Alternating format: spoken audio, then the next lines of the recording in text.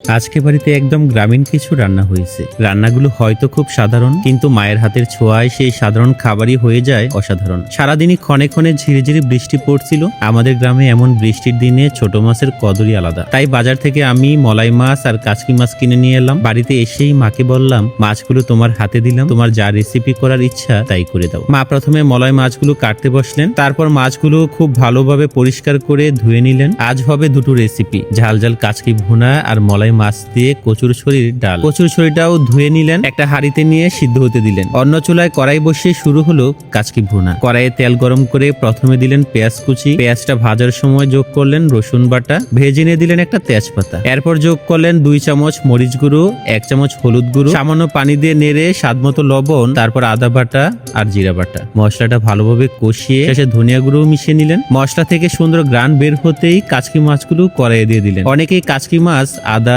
জিরা বা তেজপাতা ছাড়া রান্না করেন, কিন্তু আমার মা সবসময় এভাবেই রান্না করেন, তাই স্বাদও হয় একেবারেই আলাদা। কয়েকটা কাঁচা মরিচ আর সামান্য পানি দিয়ে কিছুক্ষণ রান্না করলেন। ধীরে ধীরে যখন তেলটা উপরে ভেসে উঠলো, তখনই বুঝলাম কাচকি ভুনা একদম তৈরি। অন্যদিকে কচুর ছড়িগুলো সিদ্ধ হয়ে গেলে খোসা ছাড়িয়ে নিলেন। কাচকি ভুনাও একটা বাটিতে রেখে এরপরই মা মলাই মাছের মাথাগুলোতে মরিচ, হলুদ, ধনিয়া গুঁড়ো, লবণ আর কাঁচা পেঁয়াজ মেখে কড়াইয়ে ভেজে নিলেন। অনেকেই মাথা খেতে চান না বলে মা আলাদা করে ভেজে নেন। শেষে কাঁচা মরিচ আর ধনিয়া পাতা দিয়ে আরো একটু ভেজে নিলেন। এরপর আবার কড়াইয়ে তেল দিয়ে পেঁয়াজ কুচি ভেজে নিলেন। তারপর 3 চামচ মরিচ গুঁড়ো, 1 চামচ হলুদ গুঁড়ো, লবণ আর সামান্য পানি দিয়ে মশলা ভালোভাবে কষালেন। কষানো মশলার মধ্যে কচুর ছড়ি দিয়ে কিছুক্ষণ নেড়ে কষিয়ে নিলেন। এরপর মলাই মাছগুলো দিয়ে আবারও কিছুক্ষণ কষালেন, যাতে মাছ আর কচুর ছড়ি মশলার স্বাদটা ভালোভাবে টেনে নেয়। সবশেষে পরিমাণ মতো পানি দিয়ে ডালটা বসিয়ে দিলেন। যেহেতু এটা কচুর ছড়ির ডাল, তাই ঝোলটা একটু বেশি রাখা হলো। ঝোল ফুটে একটু ঘন হয়ে এলে মা 3টা জলপাই দিয়ে দিলেন। কচুর ছড়ির ডালে সামান্য টক না থাকলে আসল স্বাদটা আসে না। এরপর অল্প একটু খাটাই হজ নিয়ে হাতে চুড়ে দিয়ে দিলেন। শেষে 1 মুঠো ধনিয়া পাতা ছড়িয়ে দিয়েই আর কিছুক্ষণ ফুটিয়ে চুলা থেকে নামিয়ে নিলেন। সবগুলো রান্না একে একে সুন্দর করে বাটিতে পরিবেশন করা হলো। দেখতে হয়তো খুব সাধারণ,